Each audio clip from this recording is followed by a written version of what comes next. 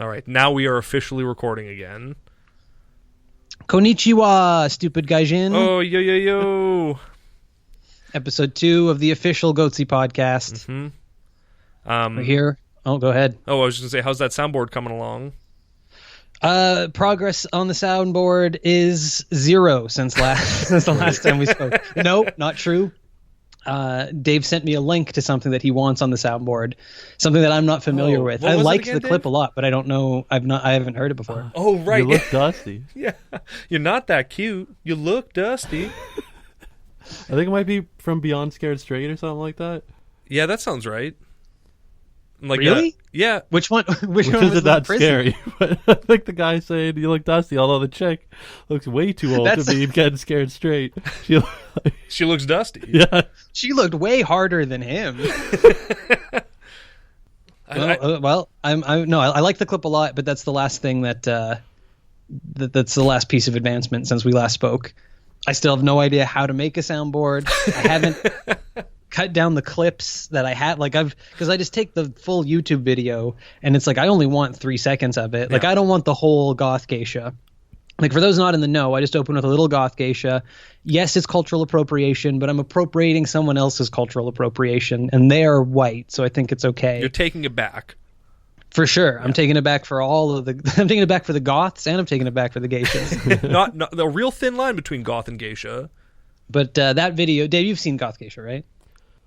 Is that the guy where he counts to 5 in Cantonese? Counts to 10 in Cantonese. Oh, okay. Well, actually, he counts to 0 in Cantonese. Oh, right. Yeah. I just remember He offers to count to 10 in Cantonese, but then begins with 0, which is so perplexing. I've never known someone to be like, let me count to 10. 0, 1. It's such a bizarre place to begin, and that's the only number he knows. But I looked it up. He is correct. Ling is 0 in Cantonese. Yeah, absolutely. When I was living in Vancouver, I asked John Chan that because he spoke Cantonese, and Did you just ask him to count to the 10 for you in Cantonese? I got him to teach me how to count to 10 in Cantonese. Did he start at 1?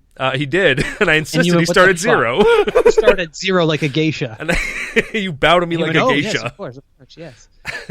Yeah, so can't remember any of it now, but Ling 0. We still got that. That you'll never forget. No, so never, it is ever. informative.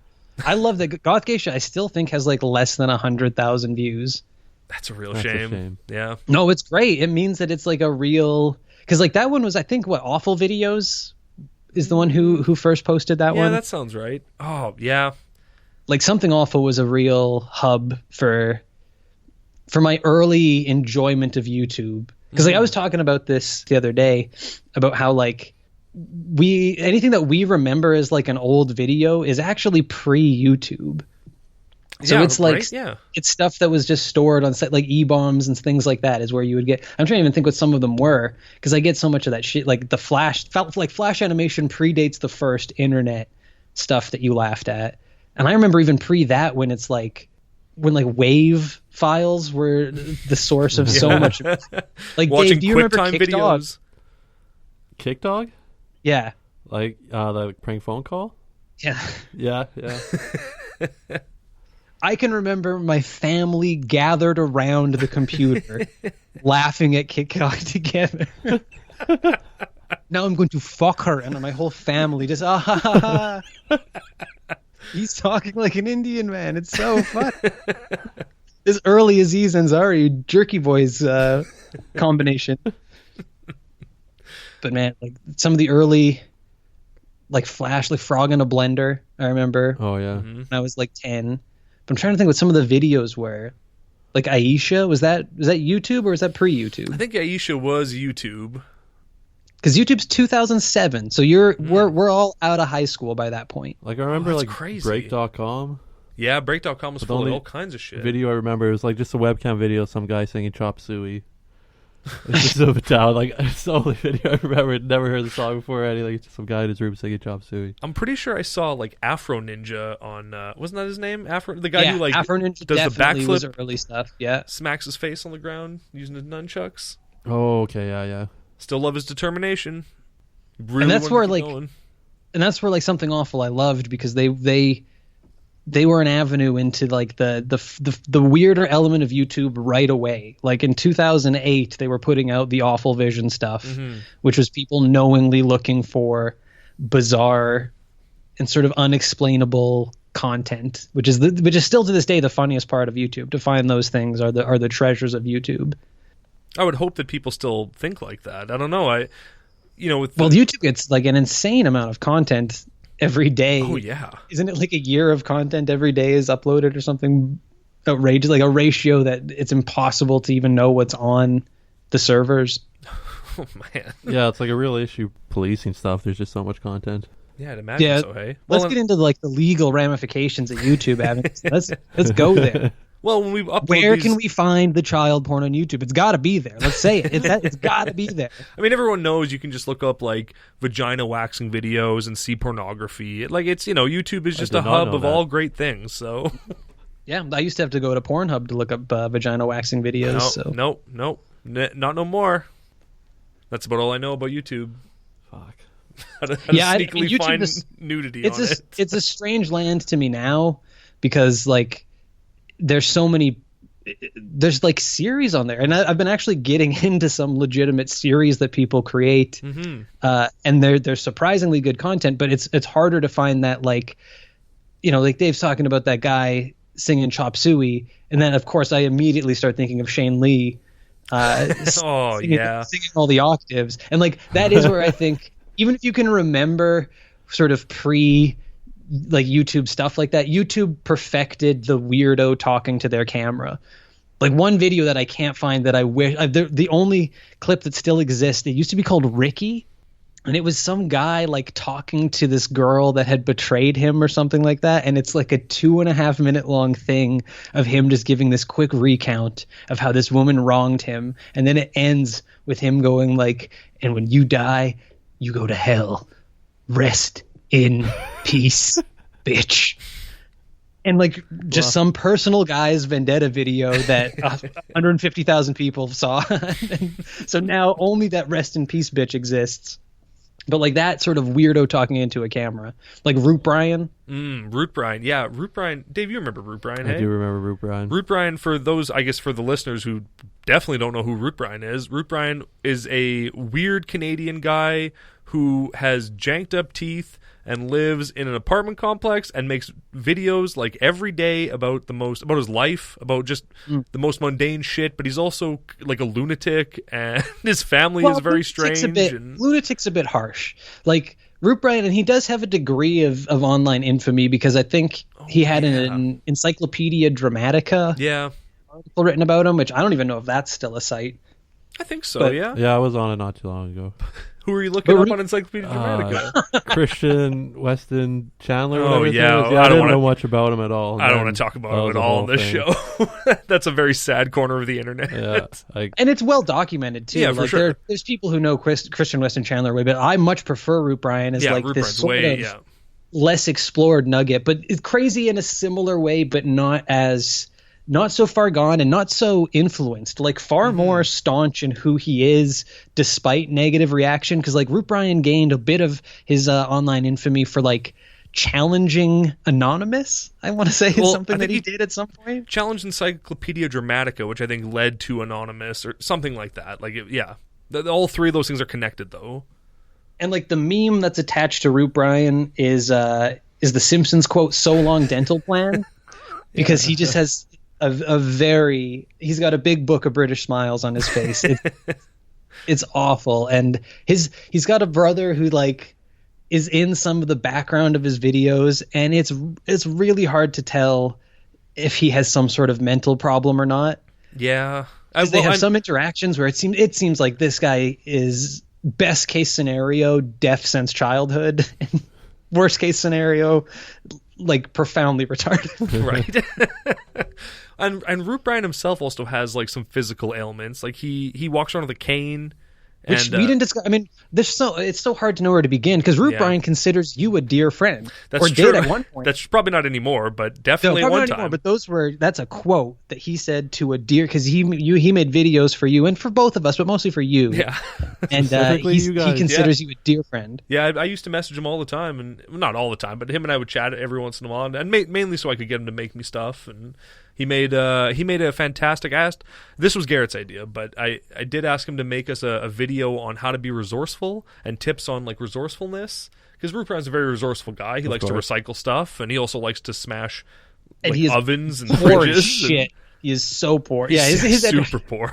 His entertainment is like putting light bulbs in the microwave just to see what will happen. Yeah. In like a laundry room in the basement of his apartment complex, and he has a series of videos of him popping his pimples. And there's so many of them. Oh man. You will be shocked at how many videos there are, and they are all documented. He's also in a band called The Sour Lemons. Well, he might not be in it anymore, but he was at one time, it's a group of, I mean, I don't know what this is. I mean, it's a group of mentally handicapped people who play in a band together. What genre? Like kind of like techno, like MIDI music. No, like that's it. Okay. Yeah. But the Sour Lemons are an extension of this program called Keys to the Studio. That's it. Yeah, which is such a delightfully playful name. I mean, it should be like, please don't fuck up this expensive equipment, but it's exactly what you said, where it's people who have varying degrees of disabilities being given access to musical equipment so they can just have fun, whereas Root Brian quickly turned it into an avenue for him to create like 18-minute long renditions of some sort of like Pharaoh's Tomb NES game that only he remembers, and then post them on YouTube. Like, he has hour-long videos of his like Keys to the Studio sessions, and it is so loud. Like, it's just a cacophony of noise that you hear. You cannot locate a melody anywhere in that room. Like, it's outrageous. But it's great they put on concerts, and they've done well. In the same way that like kids in karate get in concerts. Like that you do a demonstration that shows that the money hasn't been wasted on you, that this social program should continue to receive funding. Then look, we're not just pocketing the money you gave us. We did put this kid with cerebral palsy in front of a glockenspiel. Can he play it? Not even close, but he can try. But we need $600 again this month to do it. Got to buy a new glockenspiel. Toronto, baby, rent's expensive. You bet. These offices ain't cheap. Oh, this digital office that we have, it ain't cheap. $25 a month hosting. Yeah.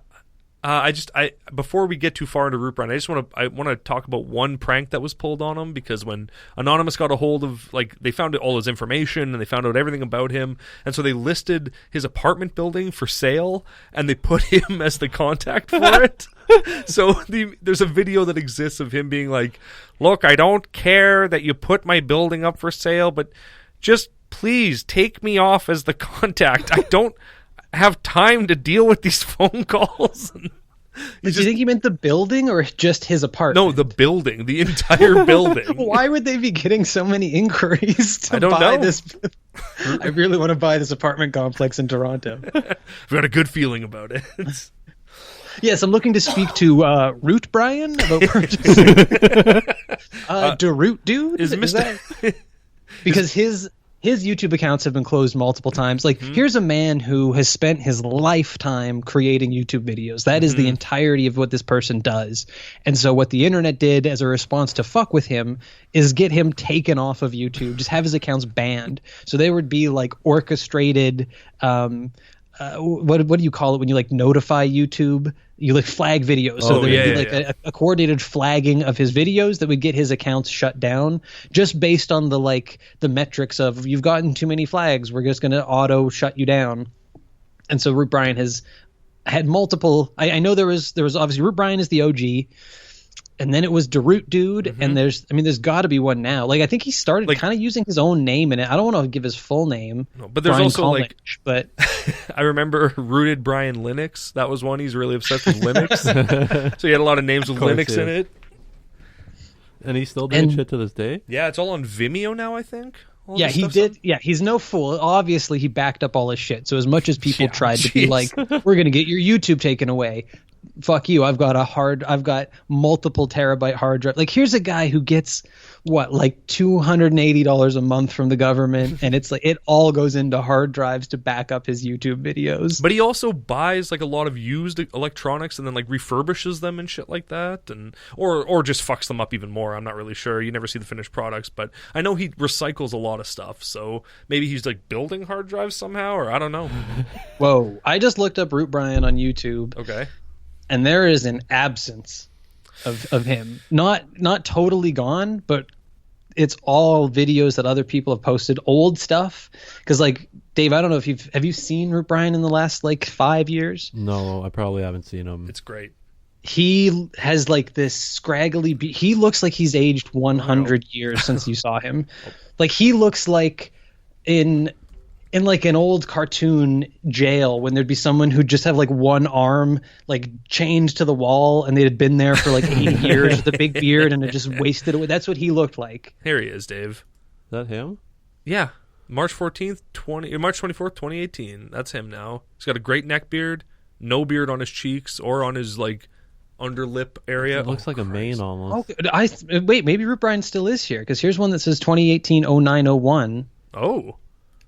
He only has like he has a lot less. No, never mind. He has a lot of videos. I take it all back. I apologize to anyone who was panicking. I was mistaken. I thought he only had 13 videos on this Root Brian account. Yeah. He has 13 subscribers. There are hundreds of videos. Nice. And they all have 3 views. Well, I found his chess.com account. So if you want to play online chess against Root Brian, we could definitely do that at some point. He's online now. Is he? Where do you see that? That lock up a little bit. Oh yeah. Oh shit. Oh my god. He's got 11 followers on here. He's doing pretty good. This video from 1 month ago, titled Vlog, Bill Cosby goes to jail while Danny Masterson is protected by Scientology's goons. Oh boy. All right. 64 views. But Keys to the this is a Keys to the Studio solo, but it's from 2015. Here's my song that I wrote about Bill Cosby and Danny Masterson. Me and the Sour Lemons are playing it. What else happened with Root Brian? Like, I can't even remember what video we would have seen early on that drew us to him. God, I don't know. Like, we ended up so far from where we began that I can't. There had to be something that circulated. I have no idea. As like his version of Jedi Kazama or whatever that guy was. Jedi dickhead. Did he review food at all? Did Root Brian do any show? No, like that? that's no, maybe he did. Well, he did videos from Tucker's Marketplace, which is a buffet style restaurant. From Tucker's Market. He's done a few videos from Tucker's. He had that birthday video at Tucker's, and then he had he had over a liter of Coke. The good shit. Yeah, It's the best shit. And there's also him like at a grocery store buying stuff. But those are the only videos I can think of with Root Brian and food, specifically anyway. I mean, he's got hundreds, so there's probably way more. But I mean, I know he did a shout out to the Gobbler. Yes, yeah, and that's a great one. The Gobbler? I don't know. I don't know. We can't really talk about the Gobbler too much on here, I don't think. Well, we can, but I think that I want to tread carefully because those have become fucking choppy ass waters. Dave, do you remember when we did a show? So, I mean, as you audience, you may recall, there are some failed comedians on this podcast. One is more of a local failed comedian. I became a nationally failed comedian. But either way, failed, and in Canada, it's like, it doesn't even matter. Fucking fart in the ocean. But we did a show at the university early on. Were you at that show, or do you remember it? Yeah, some guy was like the headliner. Well, now we have to cut all this out. We don't have to cut a damn thing out. That's good enough. But yeah, he wasn't the headliner. He was the co-headliner. Fraser Young was actually the headliner, and he was a very good guy. Yeah, Fraser Young was good shit.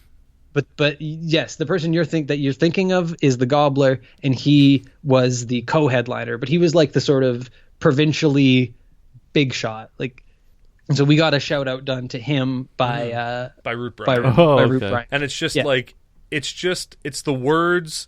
Shout out to the guy's name, the Gobbler, and then just like a horrible screeching sound played in reverse in slow motion. Yeah, it's like if you recorded like microphone feedback and then auto-tuned it or something. Yeah. It's very it was very loud. It was very loud, and it lasted for about 5 minutes, and that's all the video was just screaming and those words on the screen. Yeah, it was good. It was worth it. We wanted it to be like, you would think a shout out would be him on camera being like, well, that's what we wanted. This is a shout out to the gobbler, but instead he goes, oh, I'll make this video, this 2.5 minute long video, or however long it was. I mean, it still exists. If you look it up, it was 5 minutes. I'm pretty sure it's on Vimeo somewhere. You can Vimeo Root Brian the Gobbler, and you'll probably be able to find it. I'll look for it right now. Well, I meant the audience could do it. We don't have to do it. We've already spent a fair amount of showtime just searching Root Brian online. But I wish I could remember some, like, the resourceful video is super funny, and I still have that saved. But I feel like there was a purging of a lot of his early YouTube stuff. Because, like, I mean, he is very much like a creature that just multiplies, so you can't fully ever kill its contribution to the internet. But that early stuff that got its hooks in me as like, oh, this is one of those early zilches. I can't remember what any of it is. Oh, no. Sorry, everyone. I wasn't listening at all to this conversation. I was looking for this video. And it doesn't exist anymore. You were right. Mm-hmm. Well, sorry. What about that video of Jake the Snake when he's all drunk? Is that's something I got to get for the soundboard. I got to get the one of him getting accosted by that other wrestler outside of the show. You smell like piss. You smell like piss and fucking booze, and I carried your ass. There's a lot of indignant, oh really? Oh really? And he's backed up by the crowd because some guy goes, we love you, Jake. We love you. It's like, he is drunk as shit, man. Yeah. Yeah. There's also that great video of him like slamming that snake into the ring post, like stumbling into the ring and just slamming the bag with the snake in it into the ring super hard. I think that's just called Jake the Snake Wasted, and it's cut into 4 parts, and each part is so fucking funny in its own way. Like, the first one is the promo when he tries to get the crowd, or no, he does that thing about blackjack. Yeah, because they're at a casino. They're at a casino, yeah.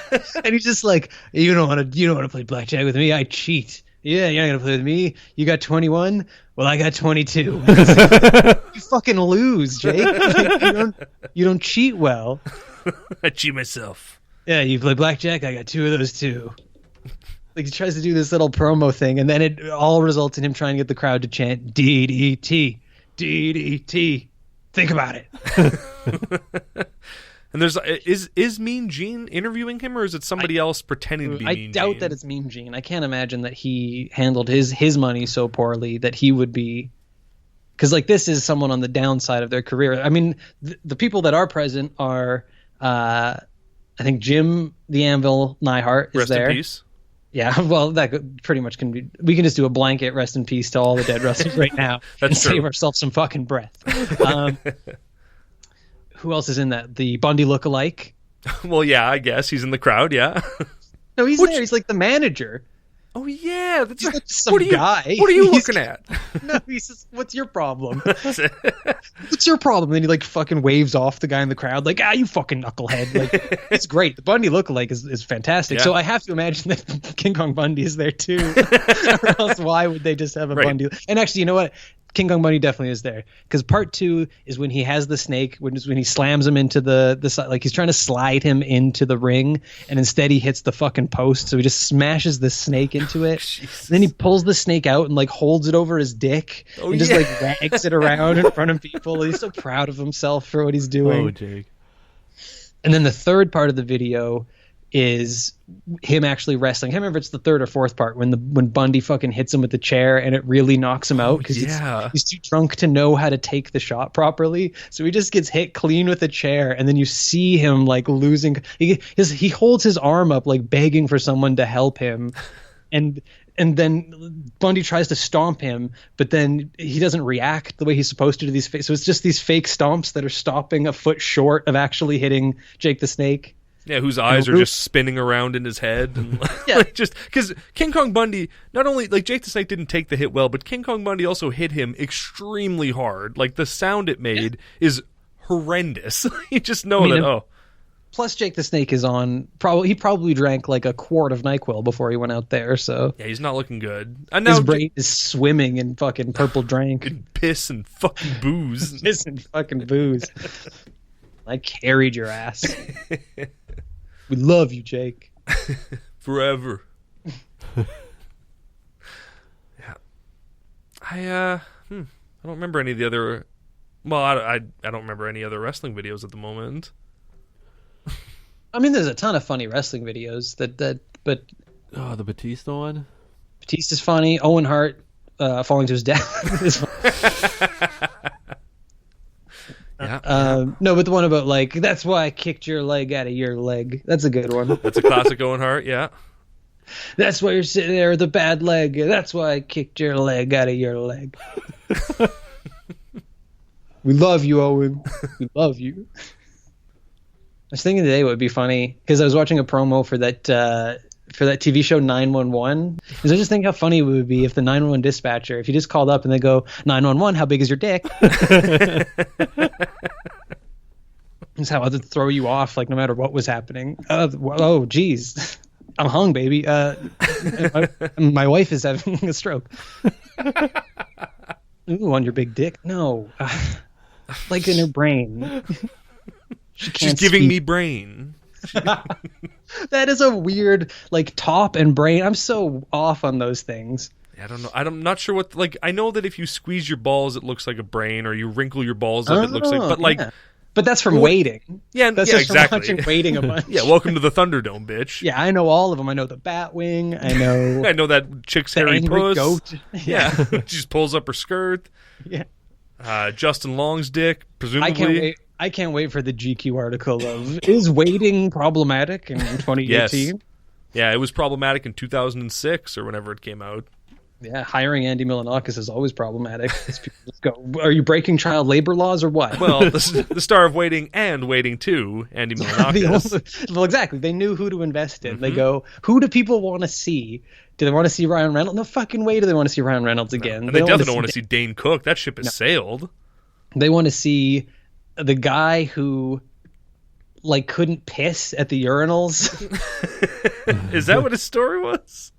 There was a character that was like that, right? I thought that was Justin Long. He was like, no, like there was one guy who was, I guess, just a cuck because like he a bathroom cuck.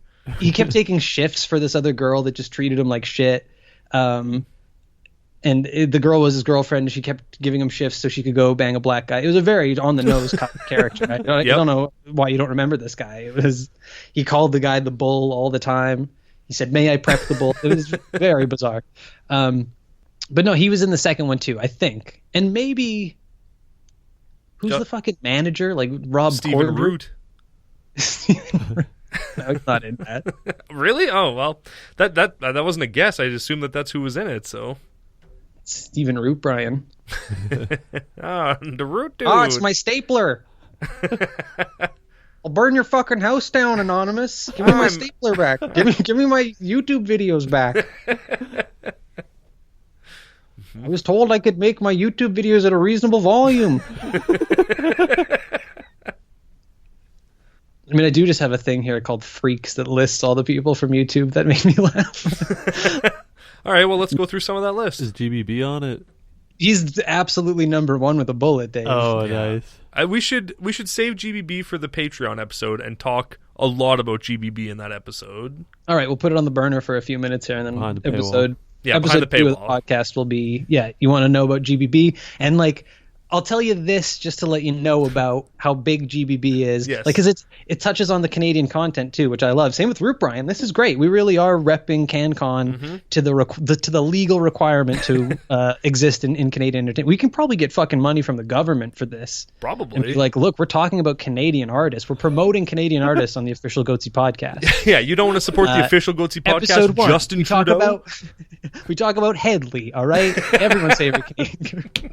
Give us money, government. I mean, as an alternative title, we could have gone with the official Headley podcast, which I think would have been good too. That would have brought in a lot of unsuspecting listeners. We literally talked about that on the last podcast. Did we? Oh, fuck. I know we talked about calling it Headley, but I don't know if we called it the... Okay, never mind. Sorry.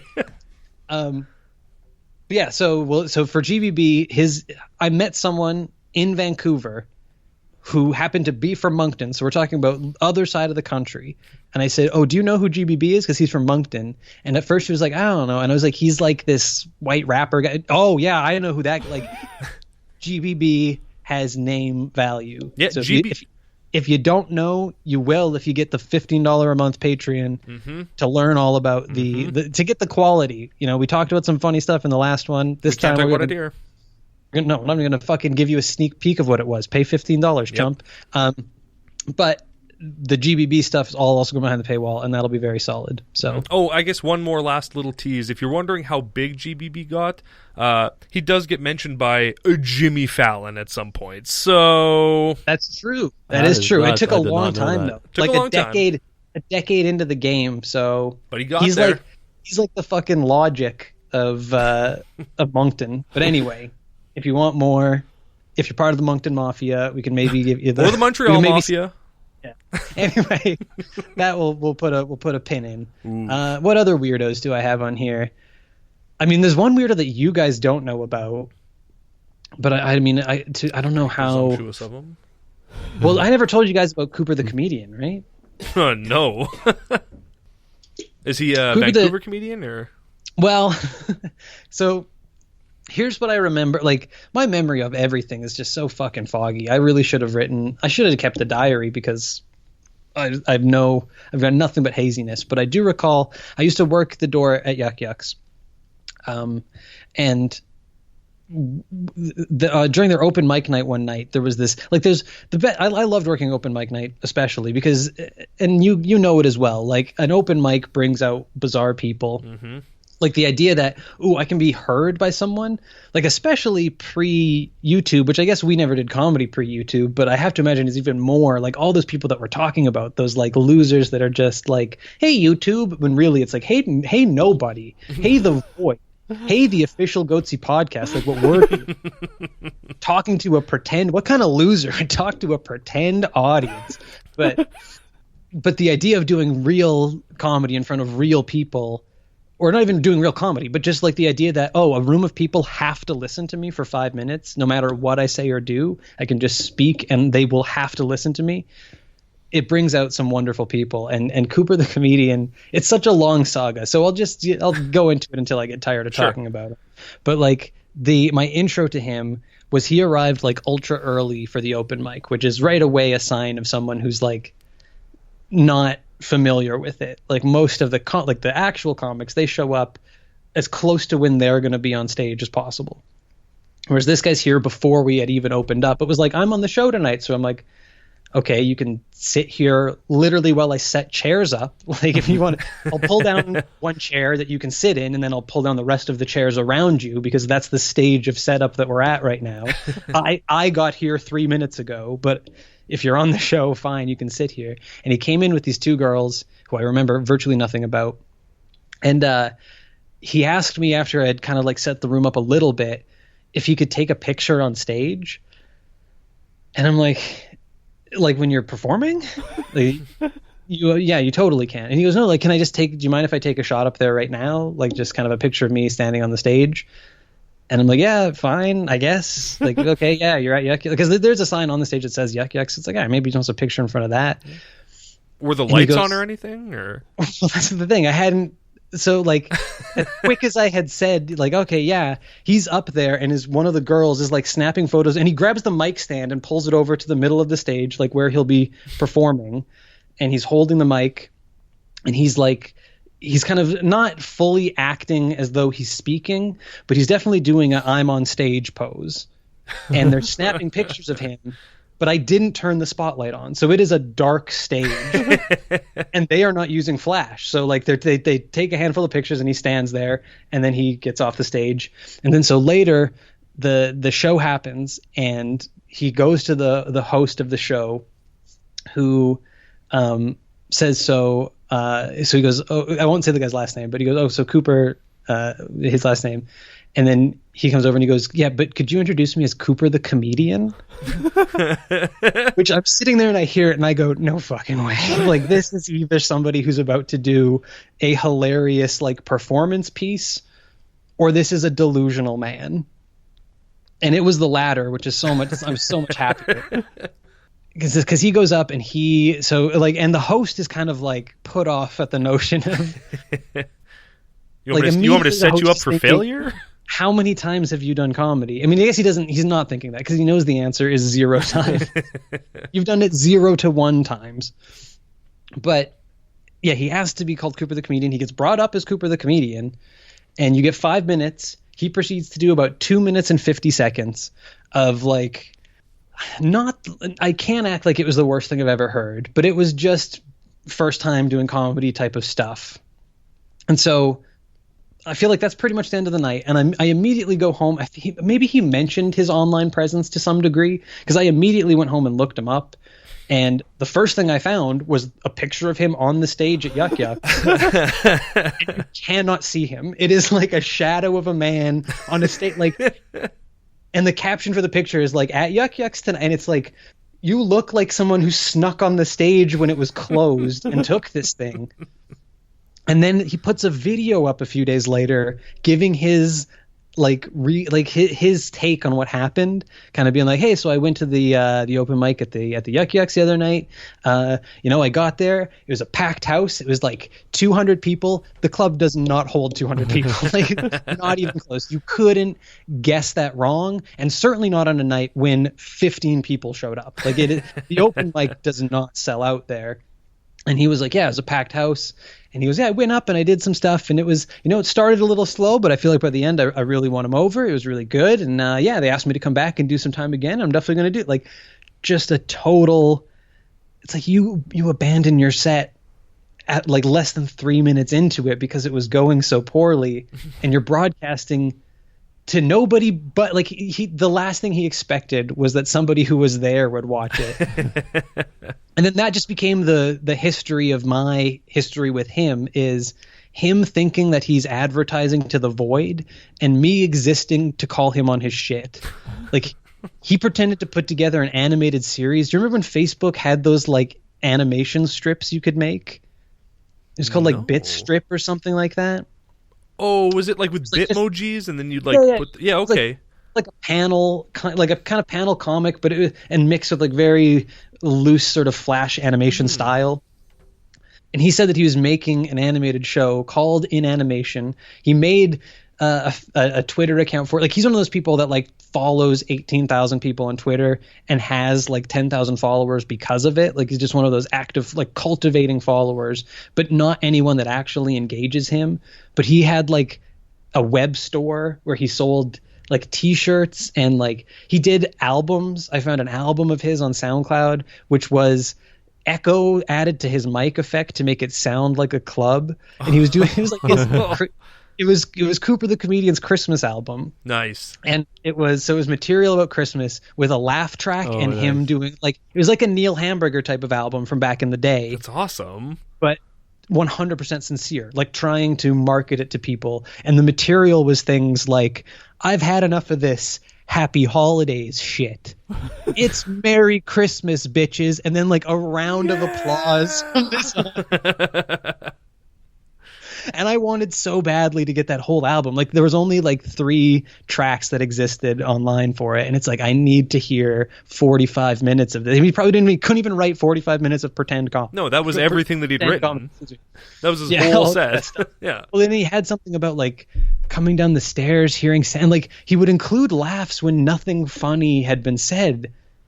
Well, but if you put laughs in, then people will laugh. That's their cue. Then they know. But it also wasn't so insane that it was like big laughs after nothing. It was little titters, as that like he understood the rhythms of comedy. Yeah. He knew that if I'm telling a comedic story, I should be getting kind of little tittery laughs until I hit the big punch, and then that's when I get the big laugh. And so he knew how to make it sound like it was authentic, but he just didn't ever want to actually work creating material. I feel a little bad talking a ton of shit about Cooper the Comedian. I mean, more Canadian content, which I love, but I know he's still actively doing comedy, so and so maybe he's working towards losing a lot of the early tendencies. I know he's not as active a self-promoter. Like, he used to talk about how he was going to the Just for Laughs festival, but he was just going to the Just for Laughs festival, like as an audience member.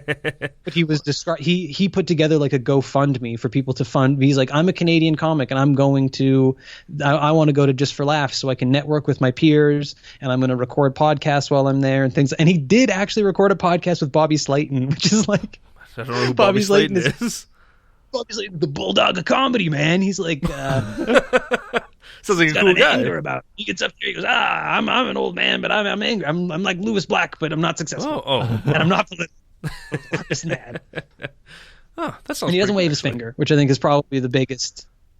Yeah, I can't remember. I don't even remember what the fuck else I was talking about with Cooper the comedian. Oh, I'm sure I'll bring him up again. I'm not hating on him. It was funny, but like I said, like his show In Animation, he said that he was having a premiere. Like the In Animation account kept advertising like countdown to tonight's premiere of In Animation, and I had like multiple Twitter accounts being like, I can't wait. I'm going to stay up all night to watch. This is going to be the best. So we made it seem like he had a fan base, which was making him sweat because he didn't have a product.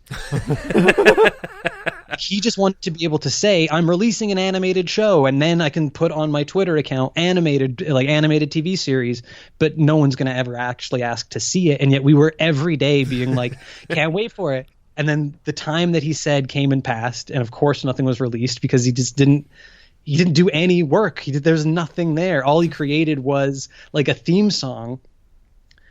And then we just kept hassling him, being like, oh, did I miss the premiere? I'm so bummed. Was it a time zone thing? Was I, please send me a link to it. And he's like, oh, I can't send the link out right now. I've got it's a contractual thing, but as soon as it's, it's a broadcast deal. I was only allowed to show it. And then kind of we start like responding angrily, being like, I was online during that and I was waiting for the link. It never arrived. This is very unprofessional for the comedian. And it just started blocking accounts because of that. And so what he did do when there was enough, oh fuck, I forgot his cousin started sincerely tweeting to like me, and like, because we quickly realized that there were people that were starting to comment on the threads on Twitter that were not us. And it's like, oh, other people are starting to gain traction on being like, here's a weird guy who's lying a bunch on Twitter. And so it got to the point where like family members of his reached out to us on Twitter being like, yeah, I don't know why he's telling all these lies online, but he's never done this stuff that he's claiming to do. And, like, I don't think it's right that he's trying to take money from people either. So I'll see if I can talk to him. And then trying to talk to him and then getting a report back from the family member being like, yeah, I think he's lost his mind. I mean, there's a real talk. Like, how old is this guy? Like my age. Oh, okay. And, so yeah, I mean, like I keep saying I feel bad, and then I just tell a worse story. But it was so funny getting involved in this guy's like active delusion. At least now I'll give him credit. He's doing comedy the right way. He's got a set together that I think he like Skyped with a comic in Toronto to take comedy classes over Skype, which is like, what makes you say that? Did he like tweet about it? Yeah, he like talked about it on one of his. Oh, I forgot because it was on his podcast. He also released the pilot for In Animation as a podcast. So he just must have panically wrote out a script, then recorded the audio for it. And in the audio was a character based on me talking shit on him on Twitter. Like that was an embodiment of everything I was saying to him on Twitter. And there was just like this antagonist who had like came back to, because the show was basically just Cooper the comedian was the main character. And then this guy comes back to town and is like, you're a phony, Cooper the comedian. You're a liar. You don't even do the things that you say. And it's just 100% me and him like kicking him in the balls or something like that and being like, oh, I'm a champion. Like, it was very, very outrageous stuff. And it all started with just a weird open micer. It was just long form following one of those weird people from an open mic being like, well, who is this human being? And I imagine that there's probably a treasure trove like that for virtually everybody. His was just a particularly narcissistic kind of character. He just wanted to be internet famous so fucking bad. Good. Let's leave it hanging out there like a. I don't know. I don't know what to say to that. Yes, no, great. I'll blame Dave. Oh, good. Oh, fuck me. Yeah, but that's. I mean, there's more to. As I remember more Coop the comedian stuff, I'll see what I can slide in. But yeah, he was an interesting guy from Vancouver comedy for sure. There were other fucking weird people in Vancouver comedy. Oh, I like the Mad Dog. But I was a big fan of, like, and this guy, there's nothing really, like, I don't know, there's no, like, stories about him that I can think of, but I really enjoyed someone like Geraldson, who was just like someone who I thought you were going to say Blue. Oh, and I God, was no. like, There's lots of stories about Blue. Absolutely are stories Yeah, about Blue. yeah. Did you ever see that reality show about him? I mean, it's not about him, but he was on an episode of a reality show. I remember the trailer for it. I don't think I ever saw the actual show. Because it's about, like, him deciding, like, whether he should continue doing comedy or not. Yeah, it was a show. I can't remember what the hell it was called, but the idea was that, like, you had 25 or 50 people follow you around and then help you answer a big question that had been weighing on your life.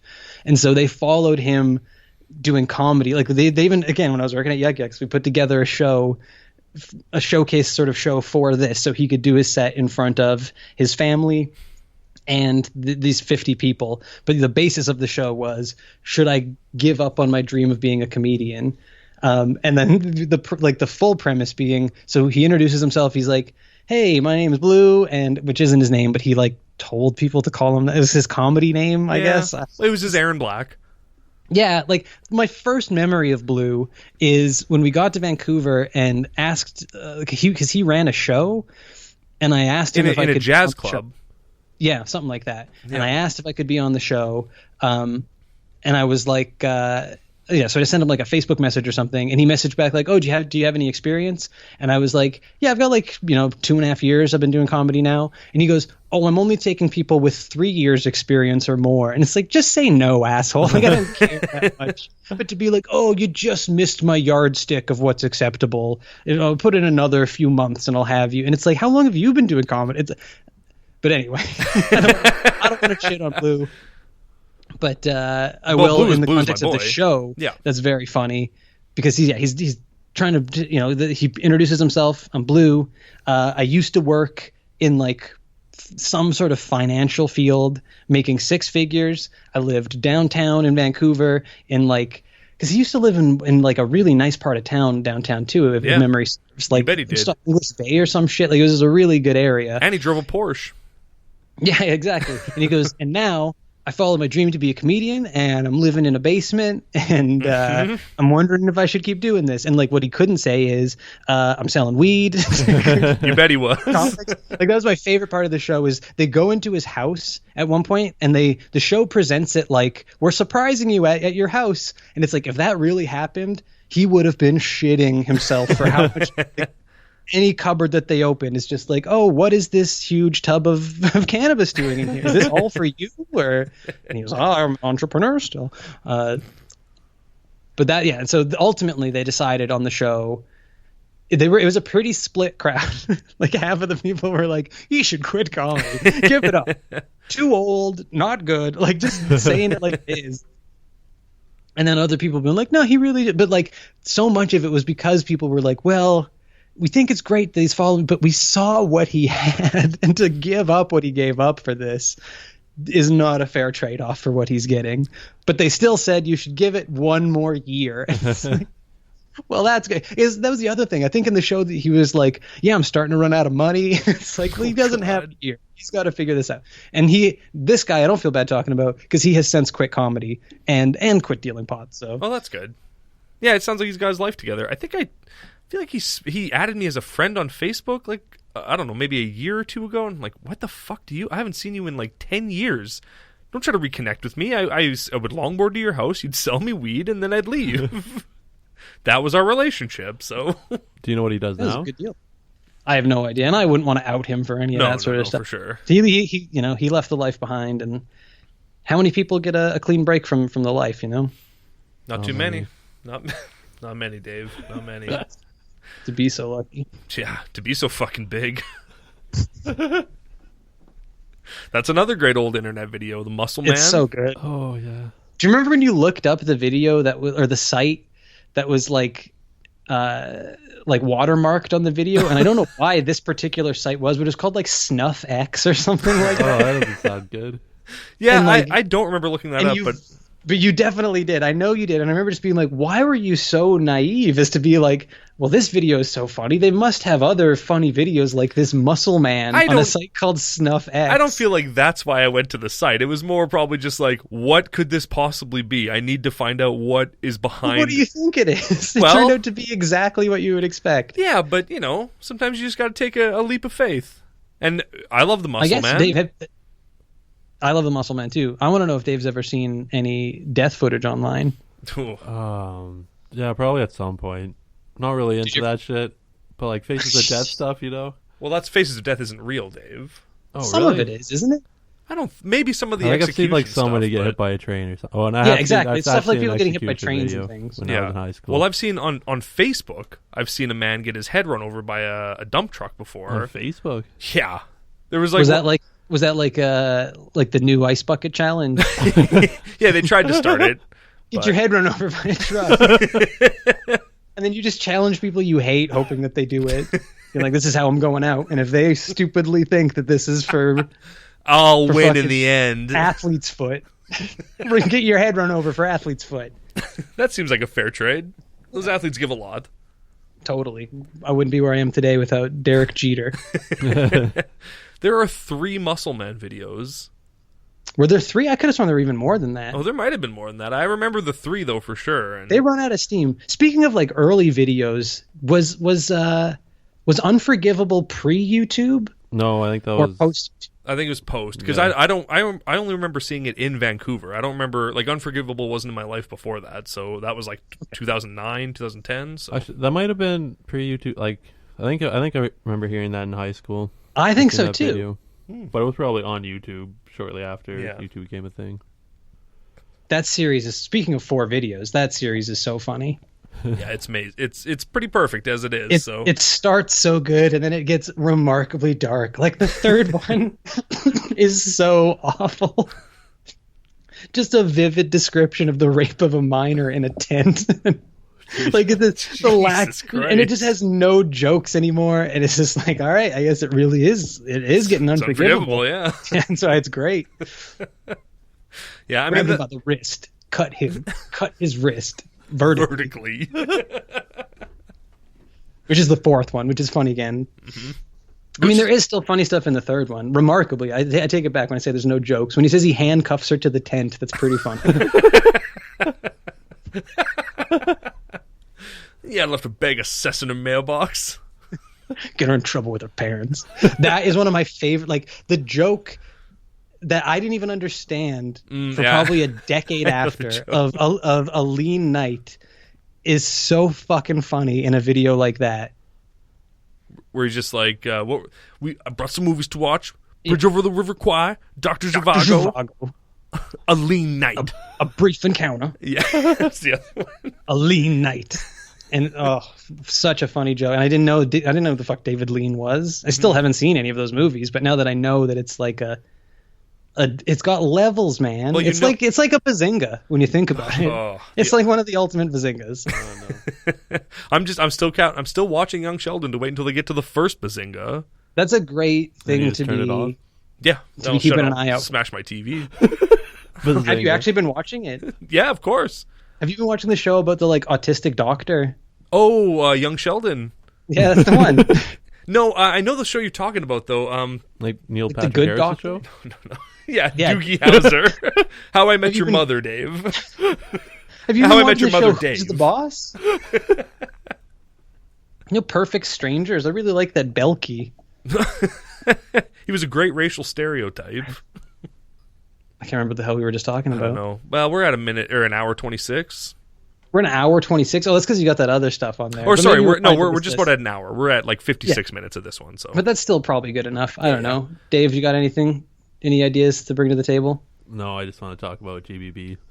Yeah, I want to get into GBB as well. Me I mean, too. Dave, you've been itching to talk about hip hop. Is there any like any underground beats you've been rocking that you want to get out to the out to the download, internet? rate, and subscribe? No, oh my God! definitely not. I mean, that's Awful Vision too. I'm pretty sure, Yeah. and that is one of my favorites. That's a really great litmus test for other people's sense of humor, where you just put that on and you go, do you find that amusing at all? And if they don't, you go, well, you don't get that, just that delicate oddball thing. Because that video is so fucking funny. All right, boys. All right, men.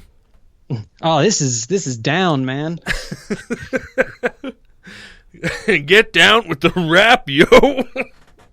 Just the way he already laughs. Copywritten. Like, he mentions like 6 times, this beat is copywritten. You can't take it and rap over it without giving us some money somehow. You have to give Lesage Productions. MySpace.com/Lesage Productions for this already copywritten beat. My favorite part of that is when he goes, the cutoff date is the end of August, but you know what? If you send it in towards the end of August, we might not even get to those ones. So you should probably send it before that. You can't say the cutoff date is a certain day and go, yeah, we're not going to look at the ones that came in prior to that date. If we're still looking at entries by that day, we're going to stop on that day. I think that the translation of that is as soon as I find one I like, I'm going to latch onto it and be done with this fucking rap production, which I know nothing about. I wonder whatever became of that. I never heard the song. Like, I guess I don't care. I'm sure it wasn't anything. And that guy must have been like, he must have done like fucking like dinosaur rock style stuff prior to, like, this is his first foray into hip hop. Oh yeah, for sure. It was so bad. Oh, this is down, man. So down, man. Get down with the rap, yo. Papa John here. The Sage Production. All right, let's talk about one. Do you want to talk about the final performance of Michael Winslow, or do you want to talk about The Bear in the Big Blue House and the real story behind them? This is for the regular podcast still? Yeah. Okay. One of these. Let's end on one of these. These are funny, and I think that they're old sketches that we wrote. Yeah. And that's the final performance of Michael Winslow. All right, let's do that one then. Dave doesn't know that one. Yeah, sure. So Garrett and I lived together for about 4 years, something like that.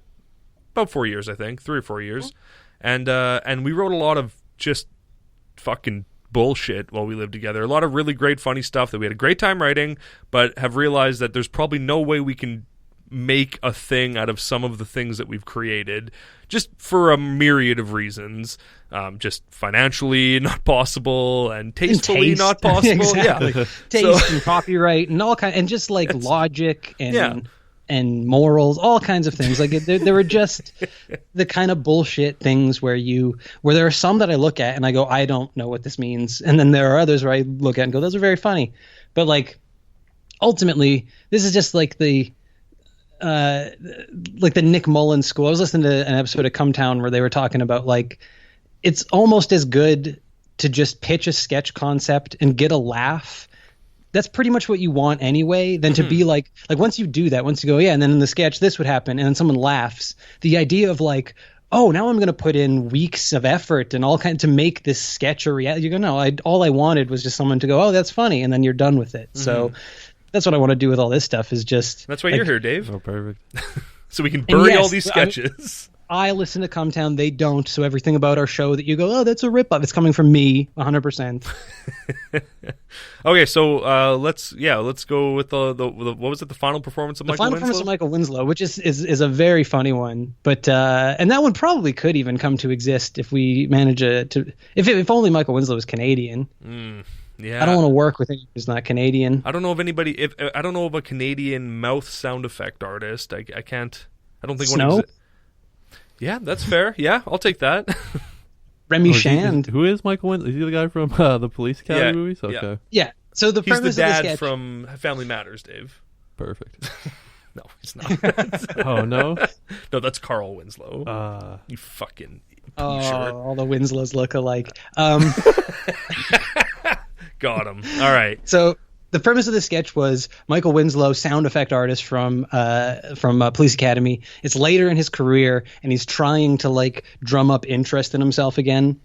and he's talking to his agent about how he should market his next performance. And so the thing that Michael Winslow puts forward is he does an impression of a helicopter propeller so good he could cut his own head off. And then his agent takes it and he scratches out the word could and writes will instead. And he's like, we're going with this. And so just so good, he will cut his own head off. And so then that night you see him on stage. Like he gets called out and he comes out there and he starts doing some of his like actual impressions, and people laugh a little bit. You know, he does a car and he does all sorts of things that keep people's interest for a little bit. But then you slowly kind of start to see people turn in the crowd, like they're expecting something. And then finally just a lone voice from the back after like he does some impression of like a goat that doesn't land very well. And from the back, you just hear someone go, helicopter. And then you just start to feel the people in the room are like, yeah, helicopter. That's what we came to see. And then so he starts to he gets his flop sweat. Like Michael Winslow's just panicking about what the hell he's going to do here. And so he puts the mic in the stand and he like turns around and he rolls up his pants, and, like the cuffs of his pants. And he like kind of clears his throat and he turns back around and fumbles with the mic trying to get out of the stand again. And he kind of moves side to side and goes, I am a little Dutch boy. And the crowd just... no reaction. Like they are, no, we're done with this. And everyone's just looking at him stone faced. And so he puts the mic back in the stand and he unrolls the pants back down and he just looks down, closes his eyes.